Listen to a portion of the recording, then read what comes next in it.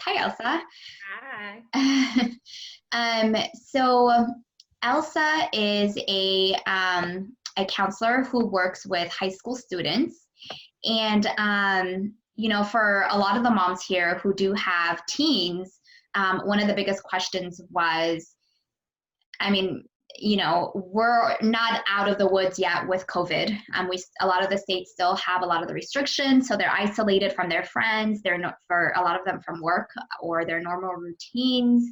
A lot of them being seniors who are supposed to be excited about graduation and their next milestones with college are, maybe feeling stuck and not navigating where they're at now. And then this whole thing about racial injustice and what's happening is a lot. I mean, for a teen. I mean, it's a lot for us as adults. So how do we, so I'll go with it's a lot of questions here. So with those teens, how do we connect and support with them during this time? What's the best way to connect with them and support them?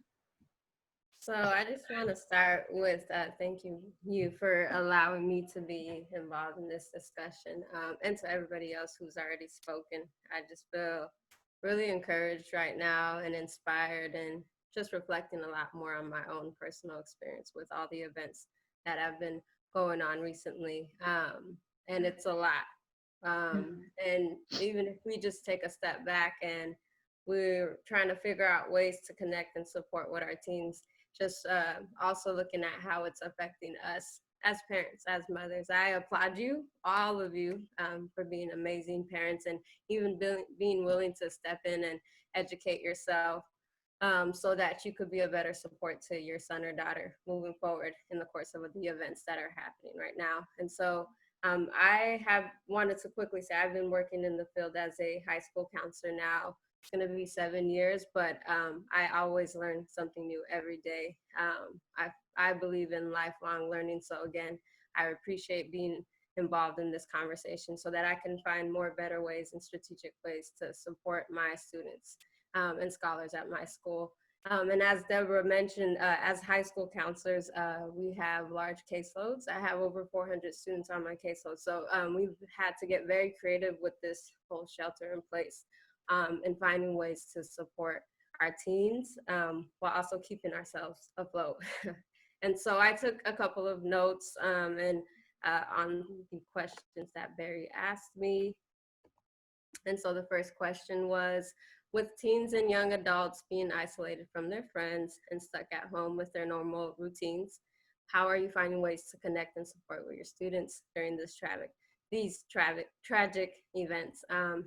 For me, as a school counselor, it's always been extremely important to not just focus on the academics, because that's a lot of our job focus, but also understanding that our students, they are a whole being. There are different aspects to them that affect them on a daily basis, whether that's at home, in society, or just the different roles they play as an individual. So it's always been extremely critical for me to make sure that their social and emotional well-being is okay, because we understand that directly affects how they're going to do academically. And so a huge piece for me is making sure that we create a safe space for our students. And even with the shelter in place, I know the first step that my team and I took in supporting our students, we set out a survey, just a blanket survey, just to generally check in with our students to see how they were handling the new adjustment. We weren't aware that it was going to be extended this long, and even now there's a lot of uncertainty going on with when are we going to go back? Are we going back? What are things looking like? Are our students going to still receive the same education? And so there's so many questions going on. So we decided as a team, let's take a step back. Let's send out a basic survey just to check in the general well-being of our students, to see how they're doing right now with being at home and working on distant learning, and also providing a space and opportunity for them to reach out to us as scholars and as educators, so that they can reach out to us virtually, to support them with this new transition. Because just imagine being a high schooler. I even thought back to my own personal experience. If I were a high schooler and this situation happened, I don't know how I would have handled it. It would have been very challenging. And so it's important that we try to put ourselves in their shoes, and then also give them an avenue to find resources so that they can reach out when they're experiencing challenging moments.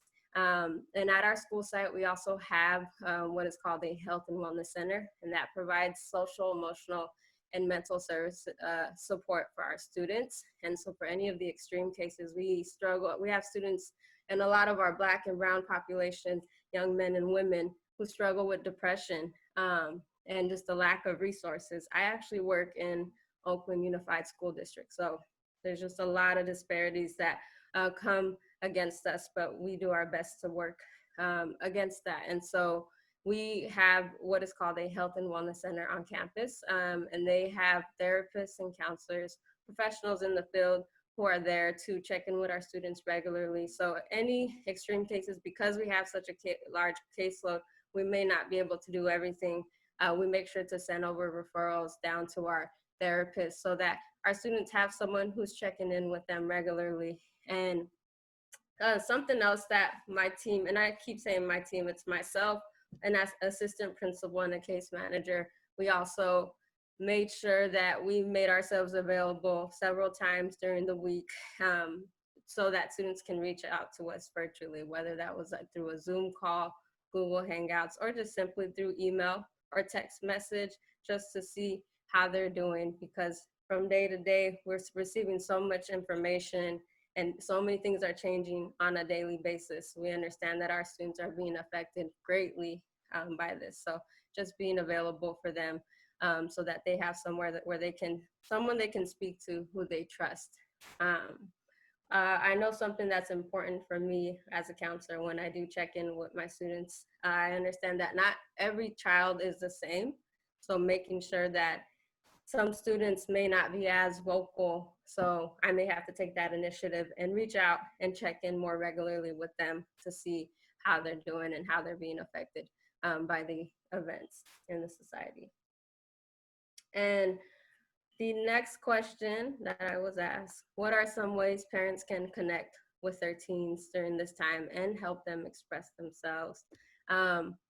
I know even for myself, growing up in a Habesha household, I'm not sure there was much connection going on between me and my parents. It was kind of like others have mentioned, this is what you do, this is the expectation, and we go on from there.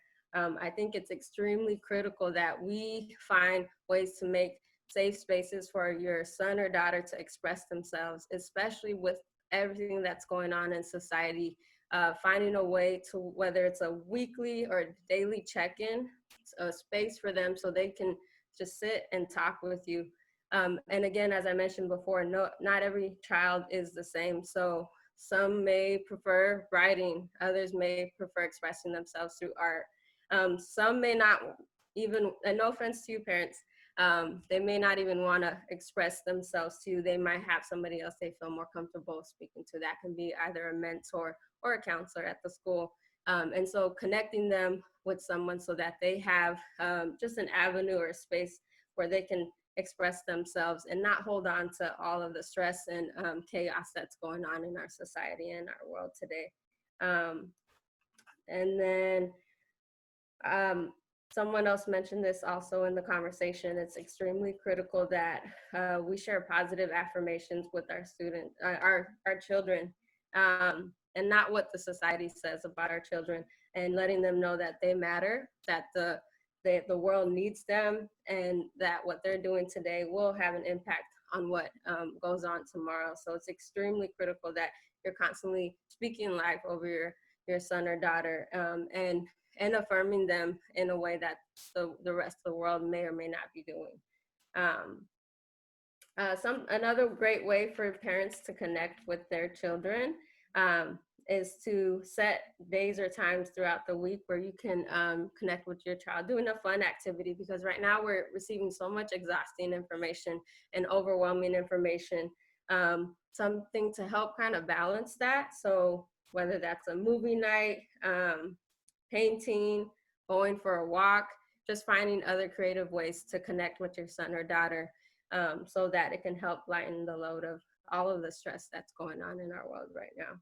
And then that's something else that I believe is extremely critical to include in your check-ins, whether they're weekly or daily with your child, is to educate them, one, about our own history, but also, as we did today in the presentation, educating them about Black history, African American history, and what that means and how it plays an effect in their daily tasks today.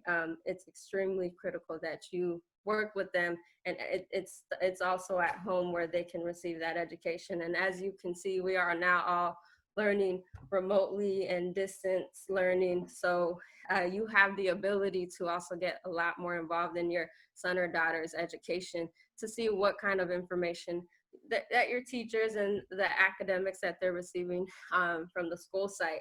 It gives you the opportunity to help them understand what it is that they're learning and how that will impact them.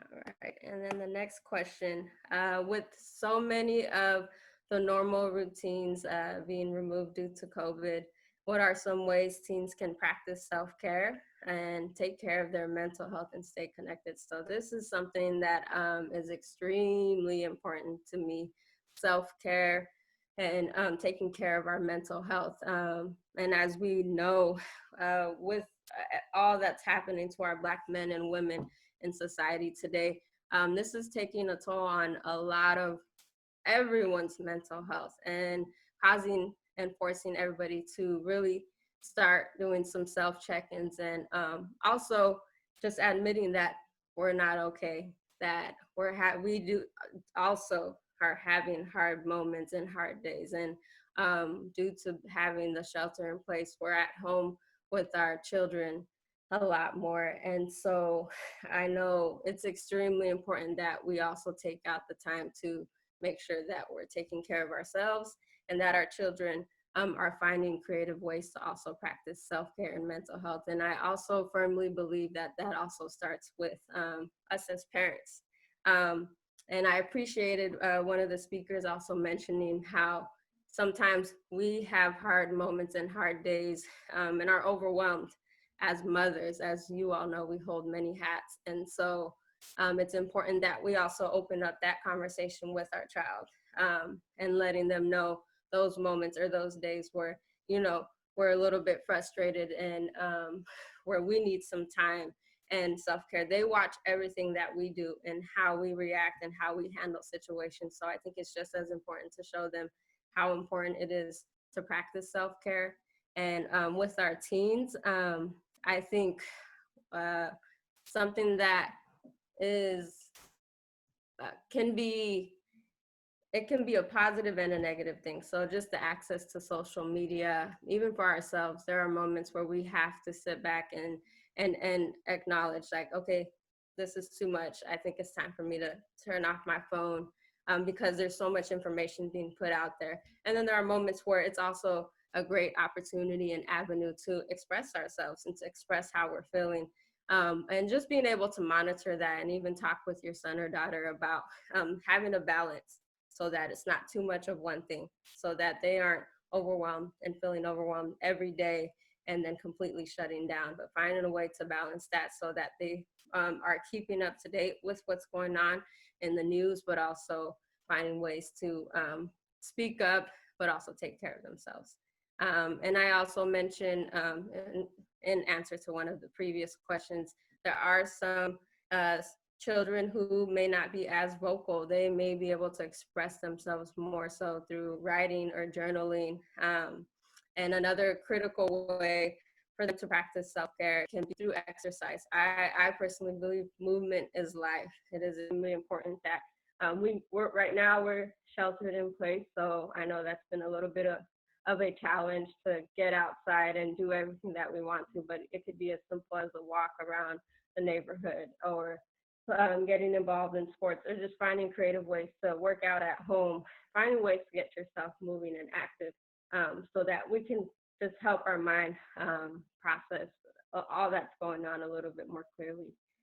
Something else that is extremely critical and that can help our children practice self-care is eating a healthy diet. You can also, to help you connect with your son or daughter, it can mean just teaching them how to cook healthy recipes, whether that's our own food or just any healthy recipe as an activity to help connect with them, but also to help them socially and emotionally. So finding healthy ways to eat at home, and other ways or avenues that teens can practice self-care can be through dance, watching something funny, and then again, as I mentioned before, finding a trusted adult at the school site who your son or daughter can check in with, just to briefly share where they're at academically, and just in general how they're feeling about all the events that are going on.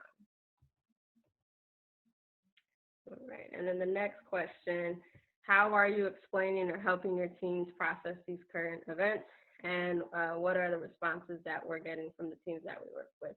So a lot of these events that have currently taken place with our Black and Brown men and women of color, our school year was currently wrapping up as these events took place.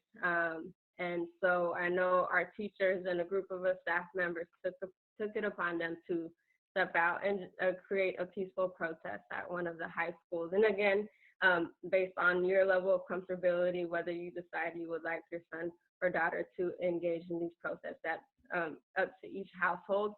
But I know that's one way that you can help your son or daughter get involved, to help speak their voice. And also for us as counselors and even as staff members, we know that it's extremely critical to let our students know that we do support them in everything that they do, especially in this critical time with all the events that are taking place.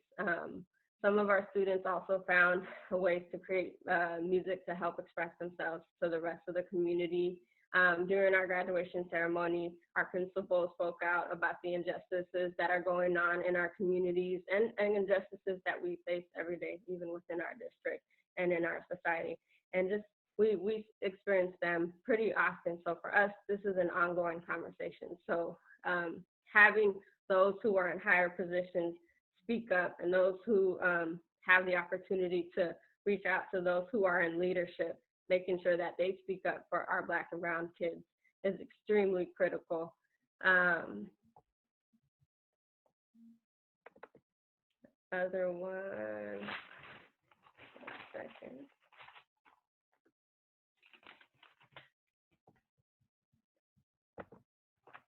And then another question was, although it may feel like our world is falling apart all around us, there are still assignments that need to be turned in, college planning and registering that needs to be done. How do we keep our teens motivated to look ahead to the future plans and endeavors during this time? And how do you split their focus between the current events and future planning, especially for seniors who are heading to college? So I know just even moving to distance learning for us, that was a whole transition within itself. I know a major challenge that we faced in our district was just, do our students even have access to internet or a laptop or computer? So as a first step, we took it upon our team to make sure to hand out devices so that students have the ability to learn from home. And then I know from there, making sure that they don't lose sight of their focus and their dreams and what they do have control over right now, because there is so much changing and so much information being thrown at us. We've been doing our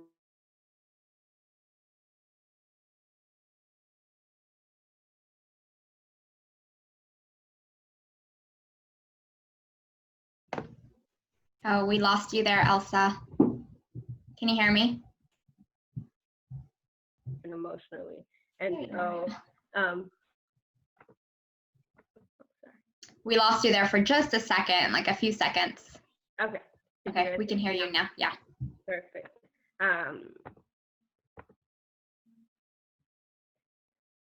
So something that this is something that you can do also as mothers and parents.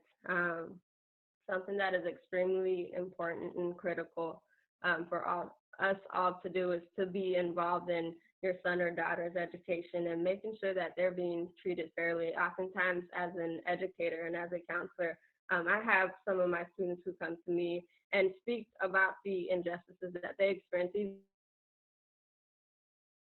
within the classroom with the teacher or just call other classmates, and just making sure that we step in to speak up for them and to advocate for them to make sure that they feel safe at the school site. And now that we're working from home, making sure that you're checking in with your son or daughter about how they're doing academically, and in those moments where they may be feeling overwhelmed or like they just can't do it because they don't have that one-on-one support, making sure that you reach out to the school site, to the teacher, to the counselor, to the administrator, to bring awareness to how we can better support your son or daughter. I know for me, my senior students, keeping them focused and motivated to finish this school year was a bit of a challenge, but it was extremely critical, especially considering everything they had planned was just completely stripped away from them. So that was extremely challenging, but we did our best to work with our teachers and our administrators to have compassion on our students who may have been shutting down and just felt like giving up due to these unforeseen circumstances. Just having compassion on them and speaking up for them to help support them to finish out the school year strong. We also received a lot of information from colleges and universities about them adjusting their grading system so that students won't be affected moving forward with their acceptance letters. So a lot of colleges changed their policy to allow students to receive credit for a course so that it wouldn't affect them when they transition forward. And as grades for this semester, to help alleviate some of the stress that are put on our students, the colleges and universities also set up webinars and opportunities for students to connect virtually with their counselors and advisors to share the critical information that they need so that they can continue to transition forward. And we worked very closely with my college and career future team to make sure that all students were still feeling supported with the different last steps that they needed in order to end high school and then also transition into college, because there's so much that goes on within the second semester where they still need that ongoing support, whether it's with scholarships, deciding on a school, deciding if they still want to go to that school, considering all that's happening with the pandemic. So helping them answer all of these questions and supporting them along the way was something that was extremely important for us. And the next question was, are you aware of any organizations or platforms that are supporting teens during this time, especially those who are graduating this year and heading off to college? I know, again, I can't emphasize enough how important it is for us all to speak up and share what our needs are, especially in this time, because you never know who's listening, what platforms people are on, what connections people have, and who's really out there to support us. And as I mentioned before, a huge challenge for us was just even simply giving our students the ability to have access to a computer or internet at home, or just an avenue to continue distance learning. And for us, we were fortunate enough to receive a donation from Twitter. They gave us millions of dollars to help close that gap between students who do have access to technology and those who don't. Students transitioning into college, our district hired a transitional specialist to support our students who were transitioning into college after graduating now as a senior. And so making sure that we connected our students to those specialists so that they can effectively transfer over to college and not lose any of the resources that are put out there for them. We also had a virtual decision day celebration to help recognize the progress and the wonderful accomplishments of our students, and also the big decision that they're making for their next step and the rest of their lives. A resource that is a platform to help our teens during this time. Another resource was the National College Resource Foundation. They put on a Black College Expo online where students can receive on-the-spot admissions and connect with colleges and advisors from across the nation.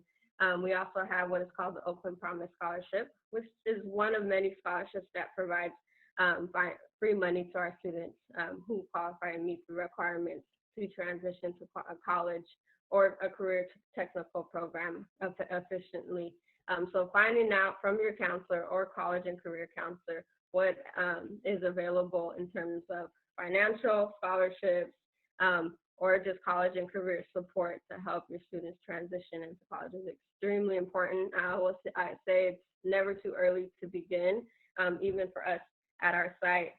We start as early as we can, just starting to share the opportunities that our Black men and women have starting their freshman year to help them prepare for that next step post-graduation. It's never too early to start educating them about the opportunities that are available to them. And the next question was, what is the best way as a community we can support our teens and seniors in high school? And as we all mentioned before, just advocating, speaking up, especially as adults, getting to know your child's teachers, counselors, administrators, school site, finding out who their supporters are.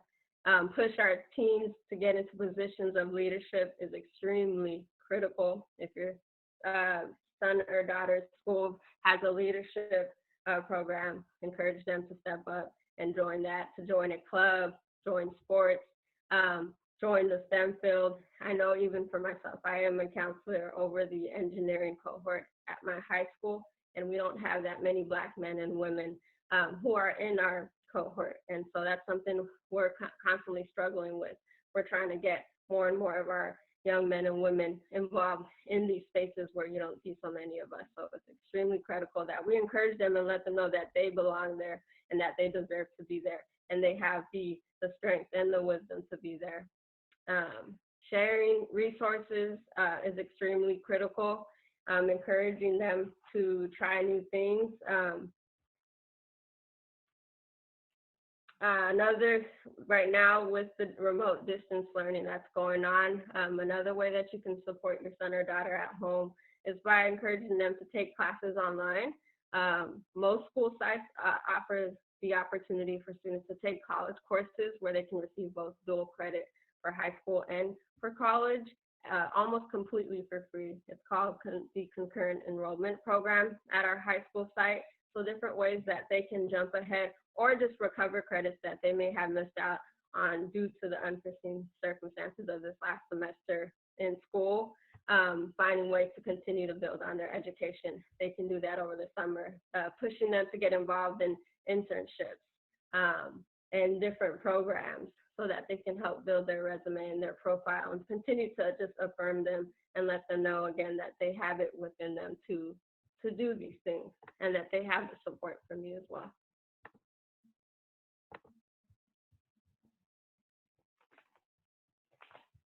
I didn't realize I was muted. Thank you so much, Elsa. That's so good.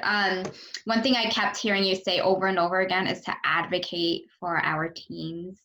I couldn't agree with you more, especially as, I mean, we come from Habesha backgrounds, Eritrean and Ethiopian backgrounds, and you're right, we didn't have the same type of advocacy from our parents. And even in the realm of talking about our emotions and how we feel was almost foreign for a lot of us in our households.